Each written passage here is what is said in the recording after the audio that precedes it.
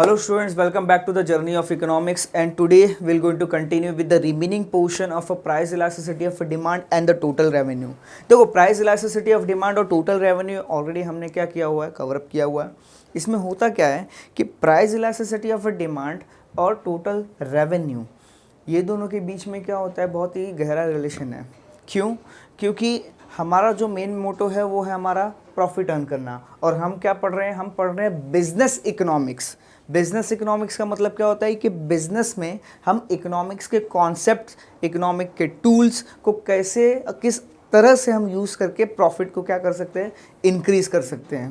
तो यहाँ पे जो बिजनेस इकोनॉमिक्स, जो इकोनॉमिक्स का टूल है, दैट इज़ डिमांड एनालिसिस और प्राइस इलास्टिसिटी ऑफ डिमांड, वो सब चीज़ों को हम यहाँ पे क्या करने वाले हैं, यूज़ करने वाले हैं in order to increasing the revenue. और हमें ये समझना बहुत ही ज़रूरी है कि हमारा मार्केट इलास्टिक है या फिर इन इलास्टिक है, क्योंकि अकॉर्डिंगली हम क्या कर सकते हैं, अकॉर्डिंगली हमको अपने प्राइस इलास्टिसिटी ऑफ डिमांड के हिसाब से हम अपने टोटल रेवेन्यू को इंक्रीज और डिक्रीज कर सकते हैं by selling at a higher price और by selling the higher quantity. ज़्यादा क्वांटिटी बेच के या फिर हम एक ज़्यादा हाई प्राइस पे हम अपने गुड्स एंड सर्विसेज को सेल करके क्या कर सकते हैं, हम बेच सकते हैं। तो ये जो दोनों, these are the certain things, elastic और इन इलास्टिक दोनों केसेस हमें क्या करना है, यहाँ पे दिखने हैं। तो यहाँ पे टोटल रेवेन्यू की जब बात होती है तो हमने ऑलरेडी पढ़ा हुआ है, the demand is elastic the price and the total revenue moves in the opposite direction. अब क्यों अपोजिट डायरेक्शन में जाते हैं तो देखेंगे, when the demand is inelastic price and total revenue क्या होता है, सेम डायरेक्शन में जाते हैं। And when the demand is unitary elastic तो total revenue will going to remain unchanged with the change in the price of the demand. देखो unitary elasticity में क्या होता है, जितने से आपका डिमांड चेंज होगा उतने से आपका प्राइस चेंज होगा, जितने से आपका प्राइस चेंज होगा उतने से डिमांड चेंज होगा, एंड वाइस वर्सा। तो ये सिचुएशंस में क्या होते हैं, ऐसे सिचुएशंस में जहाँ पे डिमांड या फिर प्राइस आपके चेंज हो रहे हैं दोनों एक प्रपोर्शन में, एक परसेंटेज में, तो वहाँ पे एक में जो डेफिशिएंसी आती है, एक की कमी दूसरी पूरी कर देता है। अगर प्राइस हमारा इंक्रीज हो रहा है तो डिमांड डिक्रीज होगा।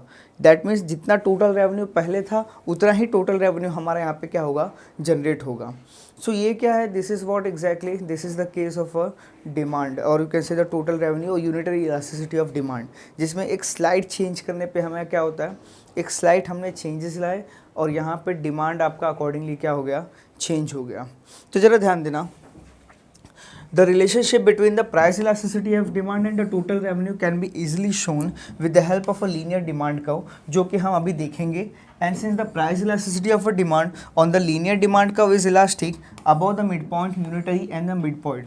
देखो प्राइस इलास्टिसिटी ऑफ डिमांड को मेजर करने के बहुत सारे मेथड हैं। एक होता है आपका पॉइंट मेथड, एक होता है अर्क मेथड, एक होता है geographical method that is geometrical method, एक होता है आपका फॉर्मूला यूज़ करना है हमें, then the percentage one, and likewise there are the some more elasticity of a demand measurement methods जो हम यूज़ करते हैं। तो एक जो ग्राफिकल मेथड होता है, क्योंकि ग्राफ कैसा है, ग्राफ एक ऐसा टूल है जिसका हम यूज़ करते हैं जिसे समझना बहुत ही ज़्यादा सिंपल, बहुत ही ज़्यादा आसान होता है। तो जो सबसे आसान होता है, जो सबसे ईजी होता है, वो होता है आपका क्या, graphical method. In order to understand the any situation of a economy, और किसी भी चीज़ को समझने के लिए ग्राफ जो होता है, ड्राइंग्स जो होती है, वो बहुत ही अच्छे, और कर्व्स यू कैन से बहुत ही इंपॉर्टेंट और बहुत ही ईजी होते हैं। तो यहाँ पे ज़रा पहले समझने की कोशिश करेंगे ये सिचुएशन को, and then will going to move on further. जब बात करते हैं हम प्राइस इलास्टिसिटी ऑफ डिमांड की, तो पीईडी और आपकी टोटल रेवेन्यू, देखो क्या होता है, अगर डिमांड आपकी इलास्टिक है, डिमांड आपकी इलास्टिक है, तो प्राइस के इंक्रीज होने पे डिमांड क्या होगा, डिक्रीज होगा, और यहाँ पे टोटल रेवेन्यू क्या होगी आपकी, इंक्रीज होगी। टोटल रेवेन्यू क्या होगी आपकी, डिक्रीज होगी। क्यों? क्योंकि यहाँ पे ये सिचुएशंस में आपका प्राइस अगर 10% से चेंज हो रहा है तो डिमांड मोर देन 10% से चेंज होगा। अब जब डिमांड मोर देन 10% से चेंज होगा तो ऐसे सिचुएशंस में जो ज़्यादा चेंज हो रहा है उसका इफेक्ट टोटल रेवेन्यू पे पड़ेगा। तो यानी डिमांड में चेंजेस ज़्यादा हो रहे हैं, इसलिए टोटल रेवेन्यू डिमांड के अकॉर्डिंगली रिएक्ट करेगा। क्लास समझने की कोशिश करना, प्राइस इंक्रीज हो रहा है 10% से, लेकिन डिमांड 10% से ज़्यादा डिक्रीज हो रहा है, तो जो नेट इफेक्ट होगा वो यहाँ पे टोटल रेवेन्यू किसको फॉलो करेगा, टोटल रेवेन्यू फॉलो करेगा आपके डिमांड को, क्योंकि चेंजेस ज़्यादा हो रहे हैं। इन द सिमिलर मैनर अब जब बात करते हैं हम इन इलास्टिक डिमांड की, तो इन इलास्टिक डिमांड के केस में क्या हो रहा है, अगर प्राइस हमारा इंक्रीज हो रहा है तो डिमांड उतना रिस्पॉन्स नहीं देता। अगर डिमांड उतना रिस्पॉन्स नहीं दे रहा है तो फाइनली टोटल रेवेन्यू किसको रिएक्ट करेगा, total revenue will going to react or total revenue will going to change according to the change in the prices. अगर प्राइस इंक्रीज हो रहा है तो टोटल रेवेन्यू भी क्या होगा, इंक्रीज होगा। तो ये सिचुएशन कौन सी है, आपकी इलास्टिक सिचुएशन है। ठीक वैसे लास्ट आती है आपकी यूनिटरी इलास्टिसिटी। देखो यूनिटरी इलास्टिसिटी में क्या होता है कि प्राइस आपका अगर 10% से इंक्रीज हो रहा है और डिमांड आपका 10% से डिक्रीज हो रहा है, 10% से डिक्रीज हो रहा है, तो यहाँ पे देखो 10% से इंक्रीज हुआ, यहाँ पे 10% से डिक्रीज हुआ, मतलब जो नेट इफेक्ट होगा टोटल रेवेन्यू पे वो कुछ भी नहीं होगा। दैट मीन्स टोटल रेवेन्यू यहाँ पे चेंज नहीं होगी। तो ये सिचुएशंस ऑलरेडी हमने देखा हुआ है कि अगर हम इलास्टिक डिमांड है मार्केट में, हमारे इनइलास्टिसिटी है या इलास्टिसिटी है, उसके अकॉर्डिंगली हम क्या कर सकते हैं, प्राइसेस डिसाइड कर सकते हैं, उसके अकॉर्डिंगली हम अपना प्रॉफिट बुक कर सकते हैं और रेवेन्यू को इंक्रीज़ कर सकते हैं। तो बहुत सारे ऐसे सिचुएशंस है जहाँ पे हम ये कॉन्सेप्ट्स का यूज़ कर सकते हैं। इसके अलावा now the next one will going to draw the curve. अब जब बात होती है कर्व की, तो यहाँ पे क्या बोला जा रहा है कि since the price elasticity of a demand on the linear curve is elastic above the midpoint, unitary at the midpoint and inelastic below the midpoint, a reduction in the price down to the midpoint of the demand curve will going to lead to an increase in the total revenue. At the midpoint total revenue change नहीं होगा, that is midpoint पे क्या होगा, ये maximum होगा, और constant at a reduction in the price below the midpoint of the demand curve will lead to the decline in the total revenue. तो ये सिचुएशंस क्या है, यहाँ पे 3 सिचुएशंस होते हैं price elasticity of demand and total revenue के बीच में। पहला होता है आपका जहाँ पे टोटल रेवेन्यू क्या होगा, चेंज होगा। अगर प्राइस इंक्रीज होता है तो टोटल रेवेन्यू क्या होगी, डिक्रीज होगी। दैट मीन्स टोटल रेवेन्यू जो है अपोजिट डायरेक्शन में क्या होगा, मूव होगा, जो कि होता है आपका इलास्टिक डिमांड का सिचुएशन। सेकंड है आपका इन इलास्टिक डिमांड का सिचुएशन, जहाँ पे प्राइस के इंक्रीज होने पे टोटल रेवेन्यू भी क्या होगा, इंक्रीज होगा। क्यों, क्योंकि वहाँ पे डिमांड क्या होता है, इनइलास्टिक होता है। वहाँ पे आपका डिमांड क्या होता है, फिक्स होता है, जबकि वहाँ पे डिमांड आपके यहाँ पे रिस्पॉन्स यहाँ पे नहीं देगा इनइलास्टिसिटी के केस में। तो प्राइजेस क्या होता है, price is only the sole factor, एक अकेला प्राइस ही एकलौता फैक्टर होता है जिसके चेंज होने पर टोटल रेवेन्यू क्या होगा, चेंज होगा। क्यों, क्योंकि डिमांड क्या है वहाँ पे, कॉन्स्टेंट है, डिमांड क्या है वहाँ पे, फिक्स है। तो वो सिचुएशंस को ज़रा देखेंगे हम with the help of a graph. यहाँ पे इफ़ यू गोइंग टू सी,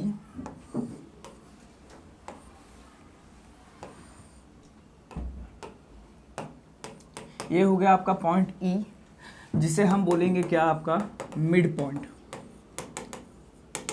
इसके पहले यहाँ पे इलास्टिसिटी ऑफ डिमांड आपकी क्या है, इक्वल्स टू 1 है। इसके नीचे इलास्टिसिटी इज लेस देन 1 है। इसके ऊपर इलास्टिसिटी क्या है आपकी, ग्रेटर देन, इलास्टिसिटी क्या है आपकी, ग्रेटर देन 1 है। तो ये सिचुएशन जो 3 सिचुएशंस होते हैं जो टोटल रेवेन्यू और इलास्टिसिटी बीच के रिलेशनशिप बताएंगे। तो ये जो डायग्राम है, this particular portion is nothing about the price elasticity of demand, और ये पोर्शन का इम्पैक्ट हमारे टोटल रेवेन्यू पे कैसे पड़ता है ज़रा ध्यान देना।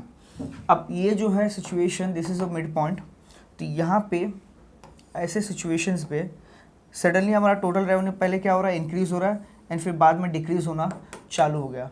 तो ये जो टोटल रेवेन्यू कर्व है, जहाँ आप देख सकते हो कि ये जो है पॉइंट ऑफ मैक्सिमम हो गया, ये क्या हो गया, एक पॉइंट मैक्सिमम है जहाँ पे टोटल रेवेन्यू आपकी क्या है, मैक्सिमम है।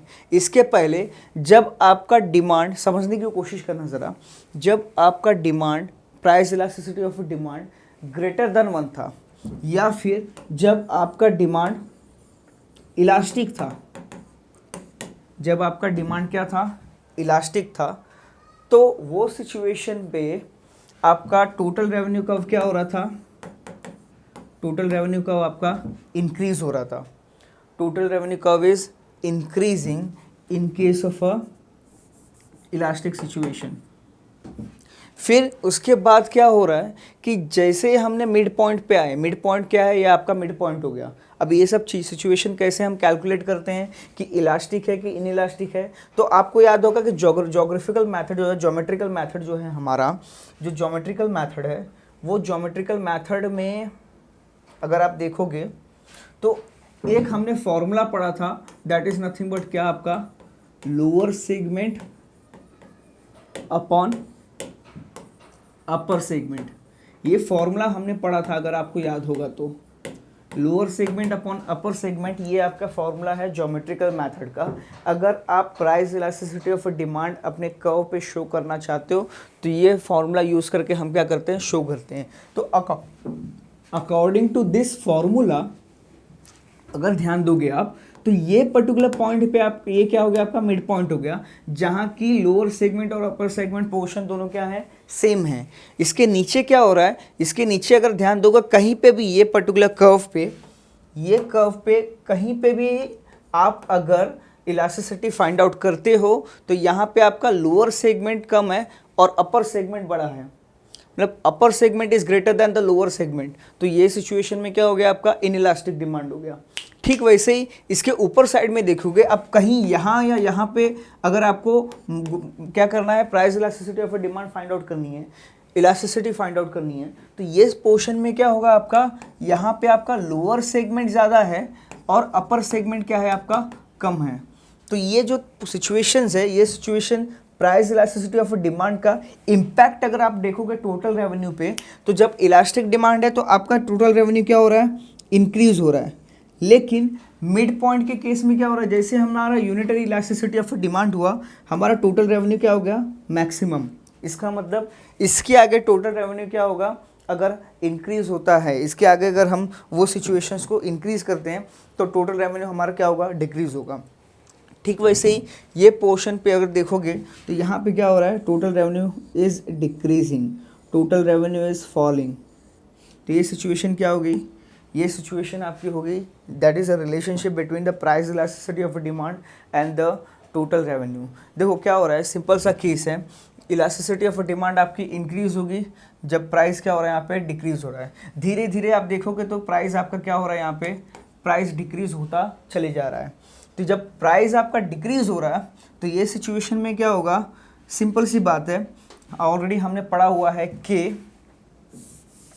कि जब आपका प्राइस डिक्रीज होगा टोटल रेवेन्यू क्या होगा, इंक्रीज होगा। कौन से केस में, इलास्टिक के केस में। सेकंड थिंग, अब पॉइंट इलास्टिसिटी ऑफ डिमांड पे क्या हो रहा है, पॉइंट इलास्टिसिटी ऑफ डिमांड पे प्राइस आपका चेंज होगा लेकिन टोटल रेवेन्यू क्या है, रिमेनिंग अनचेंज्ड है। और आता है आपका लास्ट में इलास्टिक केस।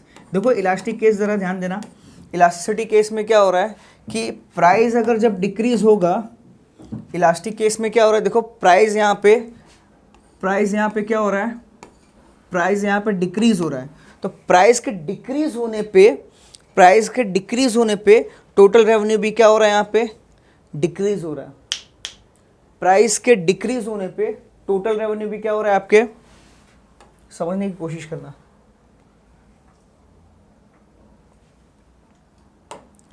प्राइस के डिक्रीज होने पे टोटल रेवेन्यू भी क्या हो रहा है, डिक्रीज हो रहा है। तो ये सिचुएशन क्या हो गया आपका, ये सिचुएशन हो गया आपका इनइलास्टिसिटी ऑफ डिमांड। तो कहने की बात सेम है, it is a very simple thing class, कि यहाँ पे आपका इलास्टिसिटी, यहाँ पे इलास्टिसिटी आपका greater than 1, elasticity is less than 1, और इसका सिचुएशन, ये सिचुएशन का इम्पैक्ट अगर आप टोटल रेवेन्यू कर्व पे देखोगे तो it's like a what, it's like अ, यहाँ पे आपका मैक्सिमम, यहाँ पे देखो प्राइस गिर रहा है, ये क्या हो गया आपका, प्राइस हो गया, ये क्या हो गया, क्वांटिटी डिमांडेड। तो यहाँ पे जैसे जैसे प्राइस डिक्रीज होगा क्वांटिटी डिमांडेड क्या होगा, इंक्रीज होगा। तो इस सिचुएशन के हिसाब से भी अगर देखते हैं हम, तो ये सिचुएशन के हिसाब से जैसे जैसे आपका प्राइस डिक्रीज हो रहा है, और यहाँ पे हमने प्राइस इलास्टिसिटी ऑफ डिमांड को शो किया, तो प्राइस का डिक्रीज होने पे टोटल रेवेन्यू क्या हो रहा है, इंक्रीज हो रहा है। कब तक, जब तक डिमांड आपका क्या है, इलास्टिक है। फिर एक पर्टिकुलर सिचुएशन पे स्टॉप होगा and then it will going to start decreasing, जो कि क्या है आपका इनइलास्टिक सिचुएशन है, जहाँ पे टोटल रेवेन्यू क्या होगा, डिक्रीज होगा प्राइस के डिक्रीज होने पे। तो ये जो है आपका, this is a diagrammatic information और दिस इज़ अ डायग्राम जो हमने क्या किया, समझने की कोशिश की है। इसके बाद द नेक्स्ट वन, अगर ध्यान देंगे यहाँ पे, सो द डायग्राम हमने क्या किया, कंप्लीट कर लिया।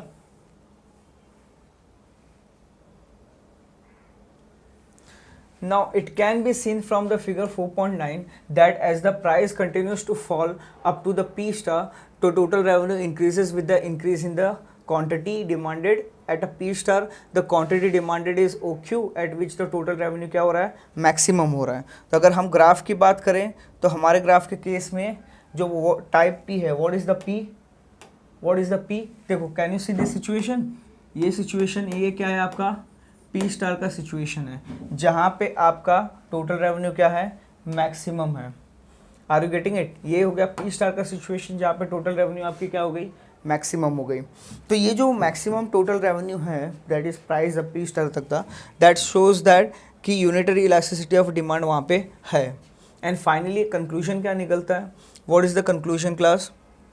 The conclusion is that it is clear from the above analysis कि प्राइस इलास्टिसिटी ऑफ डिमांड क्यों इम्पॉर्टेंट है, why the PED is important and why it is closely related to the total revenue, because they deal with the same two variables of a P and Q. ये जो है P और Q that is price and quantity से deal करता है। And if your product has a elastic demand you can increase your revenue by reducing the prices, जो कि already हमने पढ़ा हुआ है कि अगर आपके मार्केट में आपके गुड्स एंड सर्विसेज का डिमांड इलास्टिक है तो वहाँ पे आप अपना टोटल रेवेन्यू इंक्रीज कैसे कर सकते हैं, तो वहाँ पे आपको थोड़ा सा आपको प्राइस क्या करना है, डिक्रीज़ करना है। एक छोटा सा डिक्रीज़ करोगे प्राइस, कस्टमर्स क्या होंगे आपके यहाँ पे अट्रैक्ट होंगे और ज़्यादा गुड्स एंड सर्विसेज आपसे परचेज करेंगे, जिससे आपका टोटल रेवेन्यू इंक्रीज़ होगा। ठीक वैसे ही अगर इनइलास्टिसिटी ऑफ डिमांड है तो आपको प्राइस थोड़ा ज़्यादा डिक्रीज़ करना पड़ेगा, जिसकी वजह से डिमांड क्या होगा, हल्का सा इंक्रीज़ होगा। यानी यहाँ वो सिचुएशन में क्या करना पड़ेगा, you will have to increase the prices instead of decreasing, क्योंकि इन इलास्टिक डिमांड है मतलब फिक्स डिमांड है। फिक्स डिमांड मतलब कस्टमर से आप ज़्यादा प्राइस चार्ज कर सकते हो और कस्टमर पे करेगा भी, कस्टमर पे करेगा क्योंकि डिमांड क्या हो गया, इन इलास्टिक है।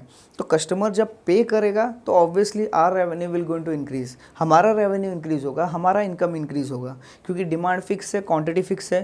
प्राइस आप 1 रुपया चार्ज करो या 5 रुपया चार्ज करो, अगर मुझे 10 kg मेरा कंजम्पशन है, 10 किलो मुझे परचेज़ करना है तो मैं 10 ही किलो परचेज़ करूँगा। So that is the nothing but the inelastic demand. तो वो सिचुएशन में आप रेवेन्यू वैसे इंक्रीज कर सकते हो। So this is what, this is the same, slightly less than the items make the more revenue over here. तो ये सिचुएशंस क्या हो गया आपके, this is what exactly the conclusion जो कि हमने क्या किया अभी कवर अप किया हुआ है। सो नेक्स्ट हम स्टार्ट करेंगे, the next will going to start the first one, the relationship between the elasticity of demand, average revenue and your marginal revenue. So under the imperfect competition, as the seller increases his sales by lowering the prices of his product, the firm's average revenue and the marginal revenue will going to fall. देखो होगा क्या, जब हमारा price decrease होगा तो naturally हमारा average revenue क्या होगा, डिक्रीज होगा, और मार्जिनल रेवेन्यू भी क्या होता है, कम होता है। क्यों? क्योंकि प्राइस ही एक ऐसा फैक्टर है जिसके इंक्रीज़ होने पे हमारा प्रॉफिट, जिसके इंक्रीज़ होने पे हमारा टोटल रेवेन्यू, जिसके इंक्रीज़ होने पे हमारे मार्जिनल और एवरेज रेवेन्यू भी इंक्रीज़ होते हैं, और वाइस वर्सा। क्योंकि प्राइस जो है आपका डिसाइड करता है कि how much amount of money per unit the seller will get after selling the output. So that will actually वो चीज़ जो है पर यूनिट पे जो हमें प्रोसीड मिलता है, जो रेवेन्यू मिलती है, वो क्या होगा यहाँ पे डिक्रीज़ होगा जब प्राइस हमारा क्या होगा, फॉल होगा। So when the price will going to fall, यहाँ पे क्या होगा, ये सब चीज़ें भी क्या होंगी, धीरे धीरे डिक्रीज़ होती चली जाएंगी। तो जरा ध्यान देना, सिंपल सी बात है, the rate of a fall in the MR is greater than the AR। देखो मार्जिनल रेवेन्यू जैसे गिरेगा उससे slower the average revenue will be there. See marginal revenue का मतलब क्या होता है, एडिशनल रेवेन्यू, जो एडिशनल आउटपुट के सेल करने पे हमें मिलता है। तो इमीडिएटली जो एडिशनल वैल्यू होगा, इमीडिएटली जो नेक्स्ट यूनिट होगा उसके सेल करने पे हमें जितना रेवेन्यू मिलता है वो क्या होता है, हमारा मार्जिनल रेवेन्यू। जैसे फॉर एग्जांपल मेरा डेली का consumption, what I am doing, my daily consumption of goods and services in the market demanded by the consumer, या फिर मेरा डेली का जो सेल्स है, लेट्स से मेरा डेली का सेल्स मेरा कितना है, 80 यूनिट्स का है। I am selling on a daily basis, मैं 80 यूनिट्स क्या करता हूँ, मार्केट में सेल करता हूँ।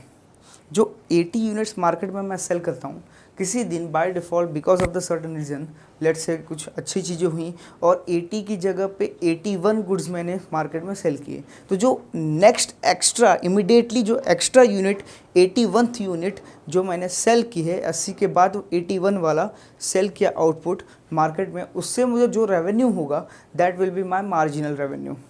डेली बेसिस पे 80 जाता था, सडनली किसी दिन 81 गया, तो जो 81th यानी जो एक्स्ट्रा एक यूनिट गई उस पर जो रेवेन्यू मुझे मिला that is nothing but a marginal revenue.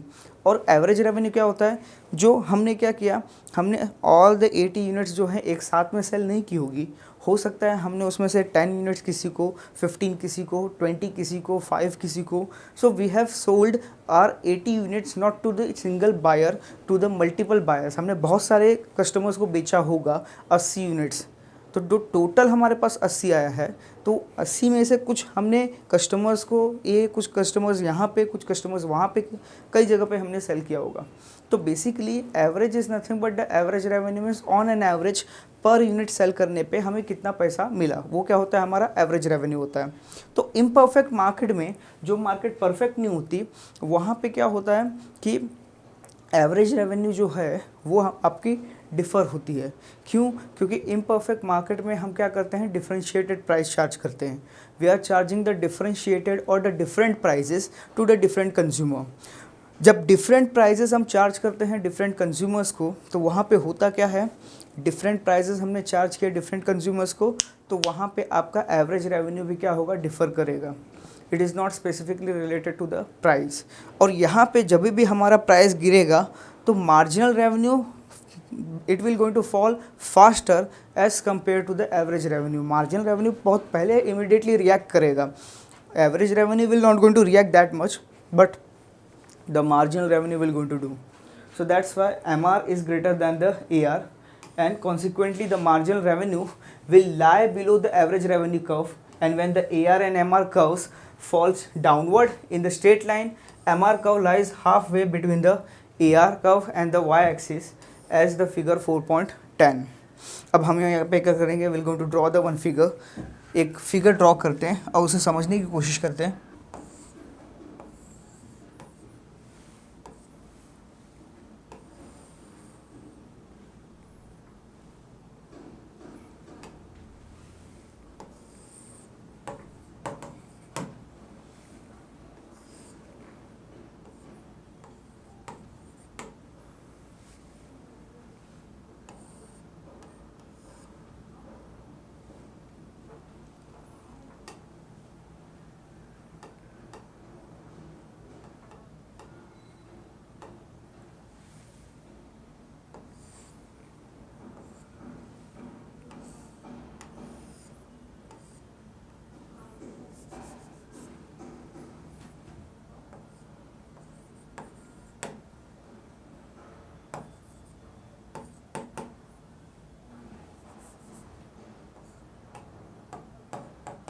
So class, pay attention. ये क्या है हमारा, this is what exactly the MR and AR curve. ज़रा ध्यान देना, यहाँ पे हो क्या रहा है, दिस इज़ वॉट, ये आपका एवरेज रेवेन्यू कर्व है और ये क्या है आपका मार्जिनल रेवेन्यू कर्व। अगर आप देखोगे तो एवरेज रेवेन्यू कर्व जो है it is just like a what sloping downward, लेकिन मार्जिनल रेवेन्यू कर्व जो है इंस्टेंटली फॉलिंग हो रहा है, इट इज़ फॉलिंग इंस्टेंटली, ये बहुत जल्दी जो है नीचे गिर रहा है, बहुत ज़्यादा जल्दी नीचे गिरने की कोशिश कर रहा है, but it is falling faster than the average revenue. जहाँ तक एवरेज रेवेन्यू यहाँ पे आया, मार्जिनल रेवेन्यू क्या हुआ, सिर्फ यहीं तक आपका आया। इसका मतलब मार्जिनल रेवेन्यू जो है आपका बहुत जल्दी गिर रहा है, it is falling faster as compared to the average revenue. तो यहाँ पे हो क्या रहा है, how we are getting the relationship of the price elasticity of demand over here, जरा समझने की कोशिश करेंगे। If you're going to see, the average revenue curve of a firm is also the demand curve of the consumer for the firm's product. Firm के product का demand जो है वो आपका एवरेज रेवेन्यू कर्व ही है, and therefore the elasticity of a demand at any point on the demand curve is the same thing as the elasticity of demand on the given point on the AR curve of the firm, and this is explained by the figure 4.10। देखो यहाँ पे क्या है, यहाँ पे आपका average revenue is equals to demand है। Class ज़रा ध्यान देना, यहाँ पे आपका एवरेज रेवेन्यू क्या है, average revenue is equals to demand है। अब एवरेज रेवेन्यू जब आपका इक्वल्स टू डिमांड है, इसका मतलब जो डिमांड कर्व पे आपके पॉइंट्स आते हैं, जो डिमांड कर्व पे आपके पॉइंट्स आते हैं, सेम पॉइंट्स आपके एवरेज रेवेन्यू कर्व पे भी होंगे। यानी कि एवरेज रेवेन्यू कर्व ही आपका क्या हो गया, यहाँ पे डिमांड कर्व हो गया। So can you see this one, ये जो आपका डी एफ है, ये जो डी एफ है, ये आपका एवरेज रेवेन्यू कर्व है, और आप बोल सकते हो इसे ये क्या है यहाँ पे, डिमांड कर्व। सो स्पेसिफिकली अगर एक्सप्लेनेशन देखें जो हमारे टेक्स्ट बुक में दिया हुआ है of the same, you are going to find, we know that the elasticity of a demand at a point C on the AR curve is equals to the ratio of a lower segment to the upper segment। अब यहाँ पे ध्यान देना, समझने की कोशिश करना, ये आपका this is what the point elasticity of demand. अब यहाँ पे क्या हो रहा है, at this stage lower segment, ये जो है आपका ये क्या है class, this portion is known as what, ये पोर्शन होता है आपका लोअर सेगमेंट, और ये पोर्शन क्या होता है आपका, ये होता है आपका अपर सेगमेंट। और इलास्टिसिटी ऑफ डिमांड कैसे हम निकालते हैं, तो lower segment upon upper segment आप करोगे तब आपका इलास्टिसिटी ऑफ डिमांड निकलेगा, then you will get the elasticity of demand. And यहाँ पे पॉइंट सी पे इलास्टिसिटी ऑफ डिमांड निकालने के लिए what we have to do, simply C F upon C D. जब हम C F upon C D करेंगे तब हमें पॉइंट सी पे इलास्टिसिटी ऑफ डिमांड मिलेगा। देन आफ्टर अगर similarly if you going to see the explanation in the figure 4.10 then triangle ADC and MCF have the equal angles. अब यहाँ पे दो ट्रायंगल देखना ज़रा क्लास, एक आपका ADF, आपका ADC, that is triangle ADC, और एक आपका होगा MCF।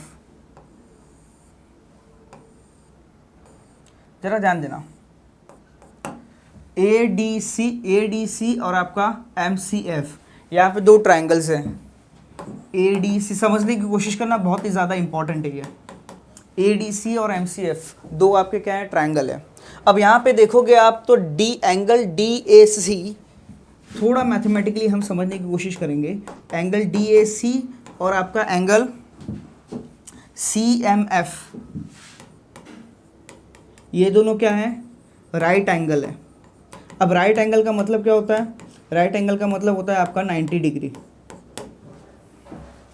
देखो यहाँ पे ये 90 डिग्री है, यहाँ पे ये 90 डिग्री है, तो ये पोर्शन आपका इक्वल है किसके, ये पोर्शन के। इसका मतलब आपका DA इक्वल है किसके, CM के। इस हिसाब से हुआ क्या, इस हिसाब से आपका जो अल्टरनेट एंगल्स हैं, जैसा मैंने आपको बताया कि यहाँ पे हो क्या रहा है, यहाँ पे कुछ ऐसा हो रहा है कि ये F हो गया, ये क्या हो गया आपका M E C B A, और ये आपका D।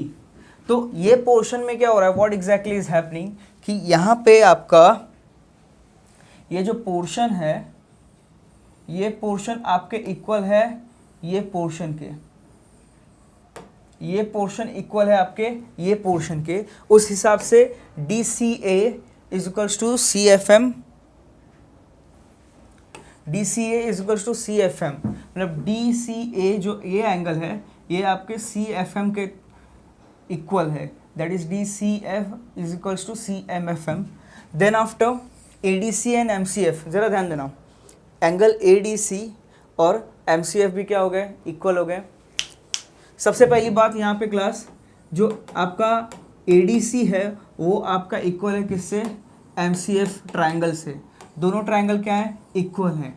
क्यों, क्योंकि यहाँ पे एंगल DAC और आपका एंगल CMF दोनों क्या है, राइट एंगल है, जिसका मतलब क्या होता है आपका 90 डिग्री। तो उस हिसाब से हर एक एंगल, हर एक लाइन, हर एक यहाँ पे जो है angles, triangle, then your lines all are equal to each other. तो उसके हिसाब से जब हमने इसे सॉल्व किया, so what we got CF upon CD is equals to CM upon DA। CF upon CD is equals to क्या है आपके CM अपॉन DA। तो उस हिसाब से क्या हुआ, the triangle A B D and C B E, जहाँ पे A B is equals to B C हो गया, and then after if you going to see similarly हमें क्या मिला, we got this particular portion, and वे portion को use करके हमने क्या किया यहाँ पे, we got this formula of what, of your elasticity of demand. ये क्या है, इलास्टिसिटी ऑफ डिमांड का एक फॉर्मूला मिला जो कि क्या है आपका, जहाँ पे C M, that is C M upon C M, जहाँ पे सी एम आपका क्या हो गया, एवरेज रेवेन्यू, और ई एम क्या हो गया आपका, मार्जिनल रेवेन्यू। सी एम क्या हो गया आपका, एवरेज रेवेन्यू, और ई एम क्या हो गया आपका, मार्जिनल रेवेन्यू, एंड अकॉर्डिंगली यहाँ पे दिस इज़ द थिंग जो हमें यहाँ पे मिली है। तो ज़रा समझने की कोशिश करना। इन शॉर्ट वो डायग्राम हमें एक्सप्लेन कर रहा था कि कैसे हमें इलास्टिसिटी ऑफ डिमांड का फॉर्मूला डिटरमाइन हुआ, कैसे हमने एम आर और ए आर के रिलेशनशिप के थ्रू हमने प्राइस इलास्टिसिटी ऑफ डिमांड के रिलेशन को समझने की कोशिश की है। क्यों, क्योंकि यहाँ पे हमें मिला ये formula, we got this formula, and this formula is what, this formula is nothing but E is equals to A upon A minus M, which is nothing but what, elasticity of demand। और इसको हमने mathematically solve किया। After solving it mathematically हमें क्या मिला, हमें मिला ये formula, we got this formula.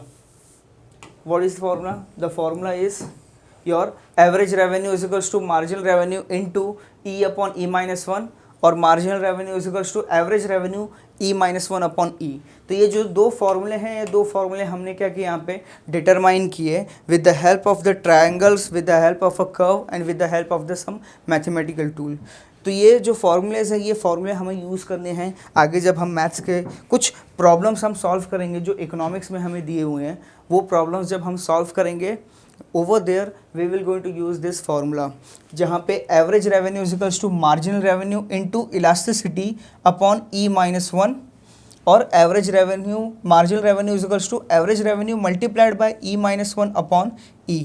तो ये जो दो फार्मूलेज है, ये दो फार्मूलेज जो है ज़्यादा थोड़ा इंपॉर्टेंट है हमारे लिए समझने के लिए कि एक पर्टिकुलर पॉइंट पे, किसी भी कर्व पे कैसे हम इलास्टिसिटी ऑफ डिमांड को फाइंड आउट कर सकते हैं, या फिर मार्जिनल रेवेन्यू और एवरेज रेवेन्यू हम कैसे फाइंड आउट करेंगे। So with the help of this formula. क्यों, क्योंकि मार्जिनल रेवेन्यू और एवरेज रेवेन्यू क्लास आपका जो है बहुत ही इंपॉर्टेंट कॉन्सेप्ट्स हैं, जिसके बेसिस पे हम क्या करते हैं, इलास्टिसिटी ऑफ डिमांड यहाँ पे हमने फाइंड आउट किया हुआ है। क्योंकि marginal revenue will going to determine the curves into two part, और दोनों पार्ट्स जो हैं यहाँ पे इंपॉर्टेंट होते हैं। Then after with the help of the above formula we can find out the marginal revenue, we can find out the marginal revenue at any output from the average revenue at the same output, provided we know that the point elasticity of demand on the AR curve, and this is explained with the help of a 4.11। तो यहाँ पे ज़रा देखना, again एक नया diagram हम क्या करेंगे, यहाँ पे ड्रॉ करेंगे और इसे समझने की कोशिश करेंगे। तो ज़रा ध्यान देना यहाँ पे। सो क्लास, यहाँ पे द नेक्स्ट डायग्राम,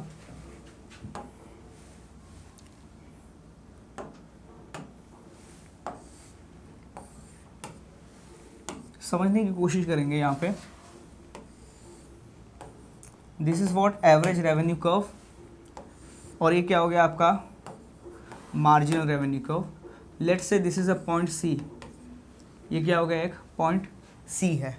अब मान लेते हैं पॉइंट सी पे हमारा इलास्टिसिटी क्या है, इक्वल्स टू 1 है। मान लेते हैं पॉइंट सी पे हमारा इलास्टिसिटी क्या है, इक्वल्स टू 1 है। यहाँ पे ग्रेटर देन 1 और यहाँ पे लेस देन 1 है। तो ये सिचुएशंस के हिसाब से अगर देखोगे आप, तो यहाँ पे हो क्या रहा है, eight a point R on the AR curve the elasticity of demand is equals to 1, and since R is the midpoint on the ST line, therefore अब इसके अकॉर्डिंगली अगर देखें हम, तो let us assume this is not a point C, this is a point what, this wait, this is S T, ये क्या हो गया आपका, लाइन हो गया। This is what, point R, और ये क्या हो गया आपका, मार्जिनल रेवेन्यू कर्व। तो ये पॉइंट आर पे आपका इलास्टिसिटी क्या है, at this point elasticity is equals to 1 है। सिंस ये क्या है क्लास, अगर देखोगे तो लगभग एक हिसाब से आपका मिड पॉइंट हो गया, तो इसके ऊपर क्या होगा इलास्टिक और इसके नीचे क्या होगा इन इलास्टिक। लेकिन हम फाइंड आउट कैसे करेंगे? So there are the certain formulas जो हम लोग यूज़ कर सकते हैं। यही फार्मूले हम लोग यूज़ करके हम मार्जिनल रेवेन्यू फाइंड आउट कर सकते हैं कि वहाँ पे 0 है, 1 है या 2 है। सो अगर फार्मूला आप देखोगे तो what is the formula, M R is equals to A R into E minus 1 upon E. जरा ध्यान देना। अब हमें क्या करना है, ये इन्फॉर्मेशन दिया हुआ है, फाइंड आउट करो आपकी मार्जिनल रेवेन्यू आपका कितना है। फाइंड इट आउट कि मार्जिनल रेवेन्यू आपका कितना है। जरा ध्यान देना, यहाँ पे क्या होता है इलास्टिसिटी ग्रेटर देन 1 होता है, यहाँ पे इलास्टिसिटी लेस देन 1 होती है। तो कोई भी आप एक एनी एग्जांपल, एक रेयर एग्जांपल ले सकते हैं। हम मार्जिनल रेवेन्यू हमें फाइंड आउट करना है तो उसे average revenue into E upon E minus 1, E minus 1 upon E, ये क्या है हमारा फॉर्मूला है। And according to this formula अगर हम ई की वैल्यू 1 लेते हैं, अगर ई की वैल्यू हम 1 लेते हैं तो यहाँ पे आपका आंसर कुछ ऐसा आएगा, it will like average revenue into 0 upon E. Finally आपका आंसर कितना है, मार्जिनल रेवेन्यू कितना हो गया 0। So at a point unitary elasticity of demand पे at a point E marginal revenue आपका क्या है यहाँ पे 0। इसके ऊपर अगर हम ई का ग्रेटर देन 1 लेके करते हैं तो हमारा मार्जिनल रेवेन्यू क्या होगा पॉजिटिव, और यहाँ पे करते हैं तो मार्जिनल रेवेन्यू हमारा क्या आता है negative. So basically what I am trying to tell you is that कि ये पर्टिकुलर पॉइंट पे, ये पॉइंट आर पे यहाँ पे elasticity of demand is equals to 1 है। इसका मतलब होता है यूनिट इलास्टिसिटी, और यूनिट इलास्टिसिटी कर्व पे, यूनिट इलास्टिसिटी पे क्या होता है हमारा डिमांड होता है perfectly, demand is nothing but unitary elastic, और वहाँ पे मार्जिनल रेवेन्यू क्या होता है आपका 0। कैसे? तो ई का वैल्यू 1 लेके अगर आप सॉल्व करोगे तो ऑटोमेटिकली आपको क्या मिलेगा 0। तो अज्यूम करते हैं हमारा यहाँ पे एवरेज रेवेन्यू एक अज्यूम कर लो, एक लमसम अमाउंट, और मार्जिनल रेवेन्यू अज्यूम करके हम अगर सॉल्व करेंगे, लेट्स से फॉर एग्जांपल हमने अज्यूम किया है ई जो है आपका 2 है और एवरेज रेवेन्यू कितना है आपका 25। तो उस हिसाब से अगर आप मार्जिनल रेवेन्यू फाइंड आउट करेंगे that is average revenue into E minus 1 upon ई।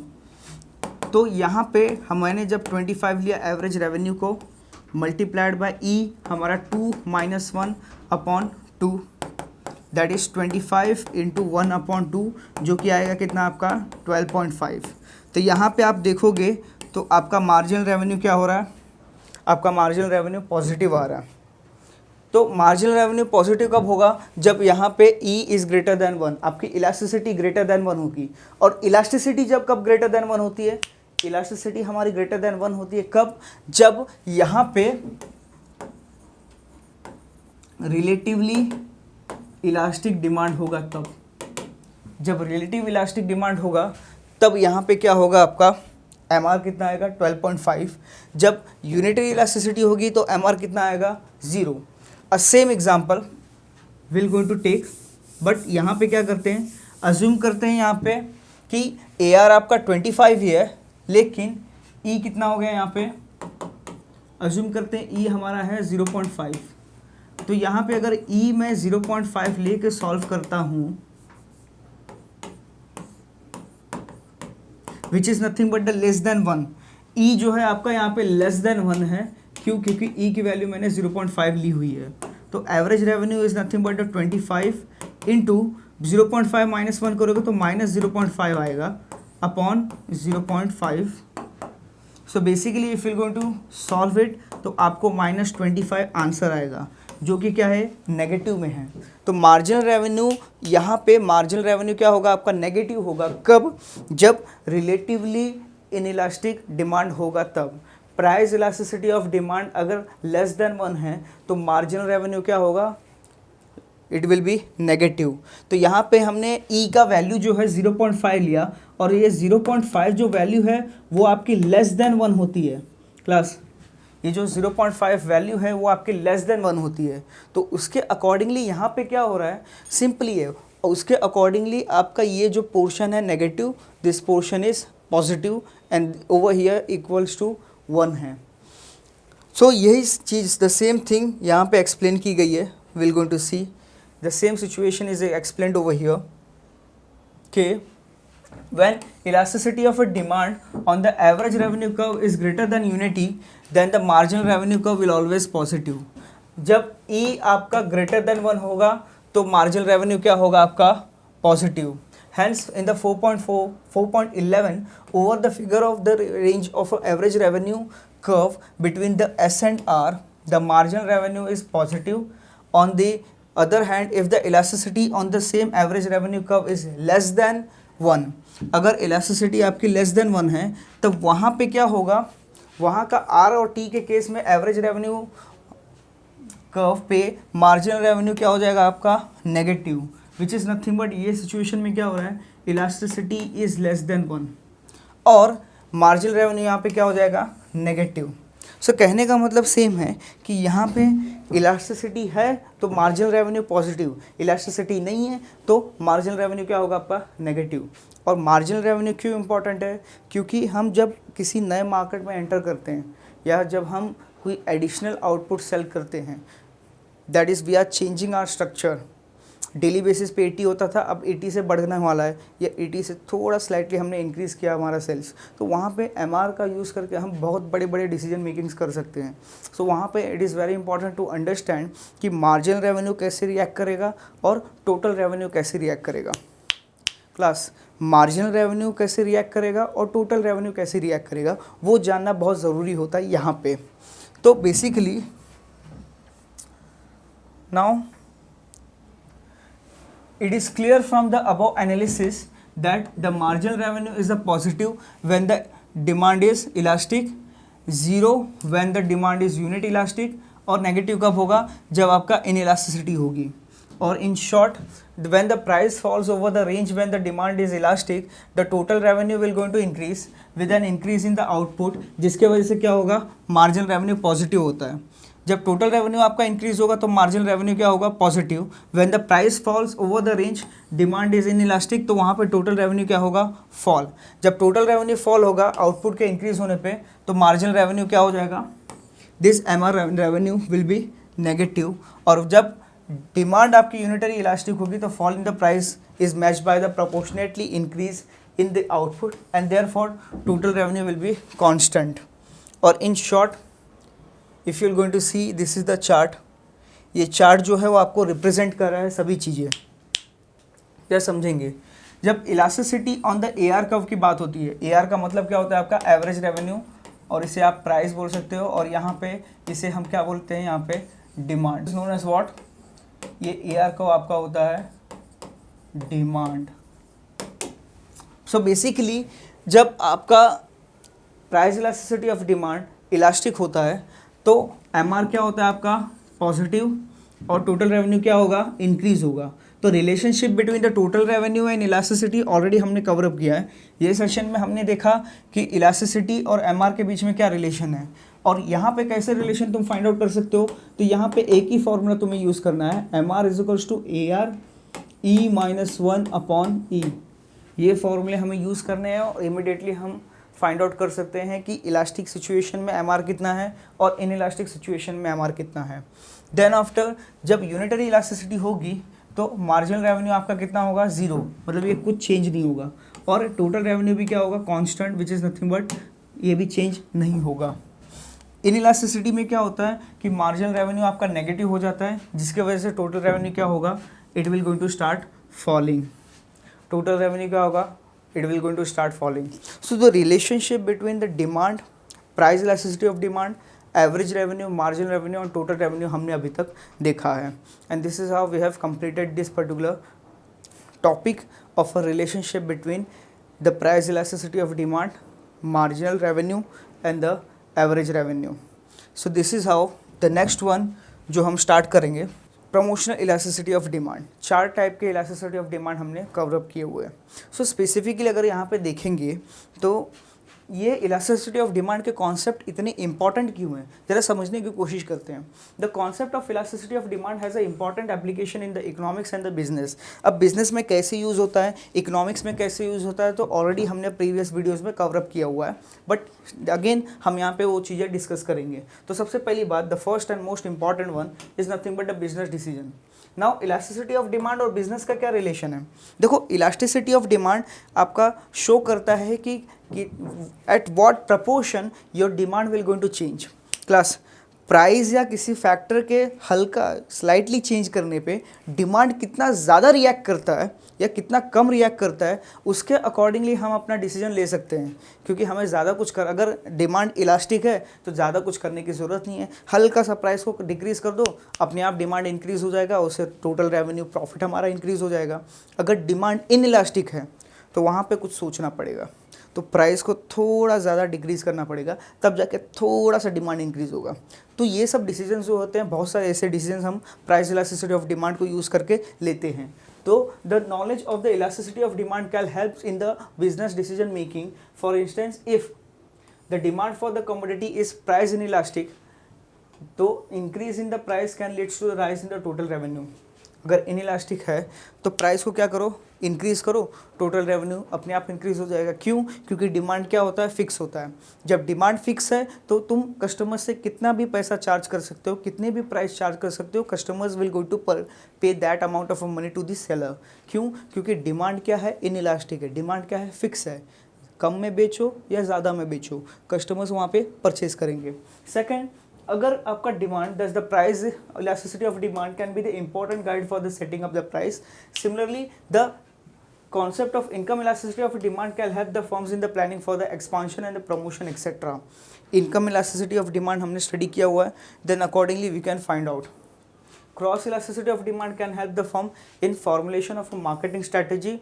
अब marketing strategy के लिए हम cross elasticity of demand use कर सकते हैं कि कस्टमर कैसे अट्रैक्ट होते हैं कॉम्पिटिटर से।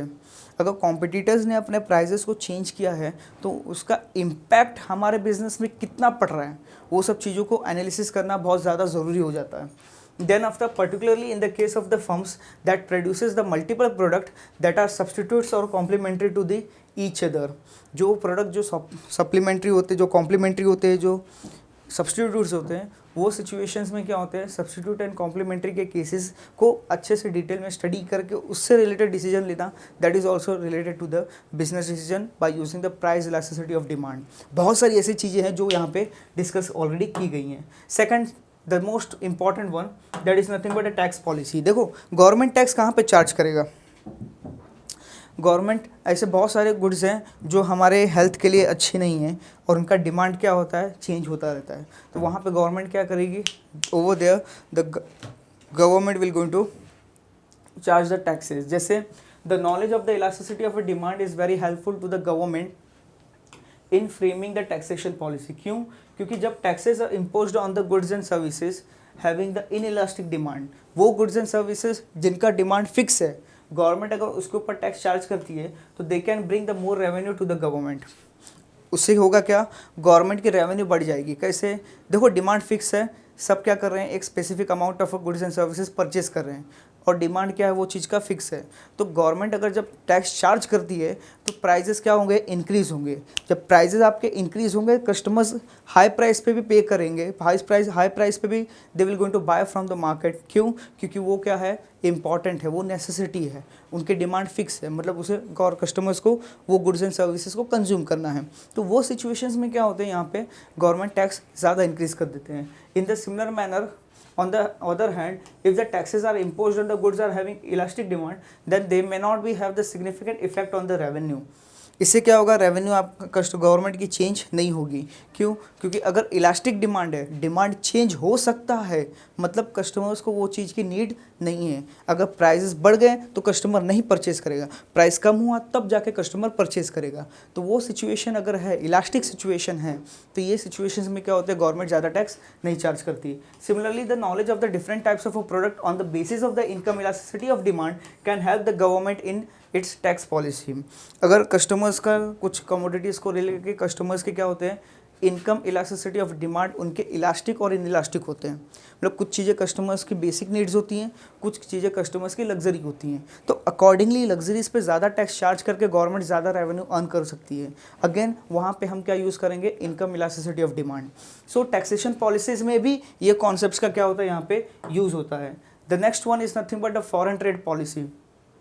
जब हमें फॉरेन ट्रेड पॉलिसी बनानी होती है, knowledge of elasticity of demand is useful for the formulating the foreign trade policy. The trade policy measures will have desired effect only if the elasticity of a demand for the export and import is elastic. अगर elasticity of demand आपकी imported goods की और जो goods हम export कर रहे हैं वो गुड्स एंड सर्विसेज की अगर इलास्टिक डिमांड होती है तो उसके अकॉर्डिंगली हम क्या कर सकते हैं, अपना फॉरेन ट्रेड पॉलिसीज इम्प्लीमेंट कर सकते हैं। How then similarly the rate changes in the rate of exchange rates can have the desired effect on the imports and exports on the basis of the elasticity of demand for the exports and imports. So specifically elasticity अगर elastic demand है तो government के कुछ अलग rules होंगे, government के exchange foreign exchange rates change होंगे, government के फॉरेन ट्रेड पॉलिसीज थोड़े डिफर करेंगे। अगर इनइलास्टिक डिमांड है तो वहाँ पे again the government will going to use some lenient foreign trade policy, the government will going to use the certain other tools और exchange rate वहाँ पे stability रहेगी। तो बहुत सारी ऐसी चीज़ें हैं जो यहाँ पे हो सकती हैं। तो वो सारी चीज़ें कहाँ पे आती हैं, आपके फॉरेन ट्रेड पॉलिसी में, जहाँ पे इलास्टिसिटी ऑफ डिमांड का यूज़ होता है। The next one is nothing but a trade union. अगर इलास्टिसिटी ऑफ डिमांड के बारे में अगर वर्कर्स को पता है तो वो क्या कर सकते हैं, वेज बार्गेनिंग कर सकते हैं। कब ये वेज बार्गेनिंग होगा, जब वर्कर्स को पता चलेगा कि डिमांड इलास्टिक है या इन इलास्टिक है, अकॉर्डिंगली वो क्या करेंगे, मैनेज करेंगे। देखो अगर डिमांड आपके कस्टमर आपके गुड्स एंड सर्विसेज का मार्केट में डिमांड क्या है, इन इलास्टिक है, मार्केट में डिमांड क्या है, फिक्स है। अगर वर्कर्स को पता है कि ये हमारे कमोडिटीज़ का डिमांड मार्केट में फिक्स है तो वर्कर्स क्या करेंगे, वेजेस इंक्रीज़ करने के लिए वो क्या करेंगे, प्रेशर करेंगे। They will going to pressurise the management for the increasing the wages. क्यों, क्योंकि वहाँ पे डिमांड क्या है, फिक्स है। जब फिक्स डिमांड होता है तो they can charge the more prices to the customer और customers will going to purchase it. वो उनको भी पता होता है, वर्कर्स को भी पता होता है। तो वर्कर्स क्या बोलेंगे, थोड़ा वेजेस हमारा बढ़ाओ। फिर क्या कैसे बढ़ाओगे, प्राइस को थोड़ा बढ़ाओ और उसमें से जो पोर्शन आएगा, जो एक्स्ट्रा पोर्शन आएगा वो हमें एज अ एक्स्ट्रा वेजेस करके दे दो। सो बहुत सारे ऐसे चीज़ें हैं। The workers they will going to what they will going to do, they can ask the employers to pay more wages to the workers by altering the prices of their product on the basis of the price elasticity of demand. For instance, if the demand for the product is inelastic, trade unions क्या करेंगे, price को increase करके wages बढ़ाने की बात करेंगे और this will going to increase the firms total revenue. Workers can bargain for the higher wages. इसके बाद some of them, the last part which is nothing but what your agriculture. The knowledge of elasticity of a demand can help to understand the fluctuations in the agriculture prices. जो agriculture prices है वो उसमें जो fluctuations आ रहे हैं उसे समझने के लिए हम प्राइस इलास्टिसिटी ऑफ डिमांड का यूज़ कर सकते हैं। क्योंकि प्राइस इलास्टिसिटी ऑफ डिमांड जो कॉन्सेप्ट है, it will going to tell you, ये हमें बताता है कि इलास्टिक डिमांड है या इन इलास्टिक डिमांड है, मतलब फिक्स डिमांड है या डिमांड चेंज हो सकता है, कस्टमर्स परचेज कर सकता है या नहीं कर सकता, वो होता है इलास्टिक। और कस्टमर्स परचेज ही करेगा, that is nothing but the inelastic demand. So that kind of a situations, for instance an increase in the wheat production can lead to the substantial fall in the wheat prices, and if the demand for the wheat is inelastic, the income elasticity of a demand for the wheat is low. Obviously income elasticity क्या हो जाएगी, लो हो जाएगी। कब, जब यहाँ पे हमने प्राइजेस क्या करने हैं, when there is a fall in the wheat prices and if the demand for the wheat is inelastic, तो वहाँ पे इनकम क्या होगी, कम हो जाएगी obviously. And on the other hand, under the above parameters, as a fall in the wheat production can lead to the substantial rise in the wheat prices, and thus the knowledge of the elasticity of demand for the agriculture product can help the government in controlling the large price fluctuations under the agriculture product by framing the appropriate prices. So simple सी बात है, देखो agriculture में कैसे useful है ये, तो wheat और फूड ग्रेन और agriculture product, in short agriculture product का डिमांड जो होता है, एग्रीकल्चर प्रोडक्ट्स के डिमांड जो होते हैं वो हमारा इनइलास्टिक होता है, फिक्स होता है। तो वहाँ पे जो ब्रोकर्स होते हैं, जो सेलर्स होते हैं, जो मिडिल मैन होते हैं वो क्या करते हैं, वो ट्राई करते हैं कि बहुत ही कम प्राइस पे फार्मर्स से हम क्या करें, वो वीट हम परचेज़ करेंगे और हाई प्राइस पे हम क्या करेंगे, मार्केट में सेल करेंगे। तो उस सिचुएशन में होता क्या है कि फार्मर्स के पास क्या है, obviously farmers are having the goods, they are having the food grains, और फार्मर्स वो फूड ग्रेन्स क्या करते हैं, लोअर प्राइस पे भी सेल करेंगे। क्यों? क्योंकि उनको पता है कि डिमांड क्या है, फिक्स है, डिमांड इनइलास्टिक है, और उसके अकॉर्डिंगली वो क्या करेंगे, सामने में फार्मर से the middle man will going to charge the lower prices from the farmer, और उसकी वजह से फार्मर्स की इनकम क्या हो जाती है, कम हो जाती है। और यही सेम वो मिडल मैन्स क्या करेंगे, मार्केट में थोड़े हाई प्राइस पे सेल करके अपना प्रॉफिट बुक कर लेंगे। तो ये सिचुएशंस में होता क्या है, this is only the situation जहाँ पे will going to see the same, and this is how we have completed this chapter of a price elasticity of demand. तो इससे हमने क्या किया, this is how we have completed the chapter. तो ये video में हमने relationship between the marginal revenue, average revenue and the price elasticity of demand को कवर अप किया। इसके बाद हमने जो है importance of a price elasticity of demand को समझने की कोशिश की। And now this is how we have completed the entire chapter, जो कि बहुत ज़्यादा इंपॉर्टेंट चैप्टर है। Today what all of you will going to do, you'll just going to revise the previous sessions, you'll go to read the entire material, जो भी हमने अभी तक किया है आप रिवाइज करेंगे, टेक्स्ट बुक में जो वर्डिंग्स दिए हैं, जो एक्सप्लेनेशंस दिए हैं उसको आप रीड करेंगे, और अपने आसपास के जो आपके मार्केट्स हैं वो मार्केट्स में you will going to apply this concept, and just comment me on this particular video if you're going to find something new related to the market or the elasticity of a demand. So till the time you're going to revise the previous things, we're going to continue in the next session. Thank you.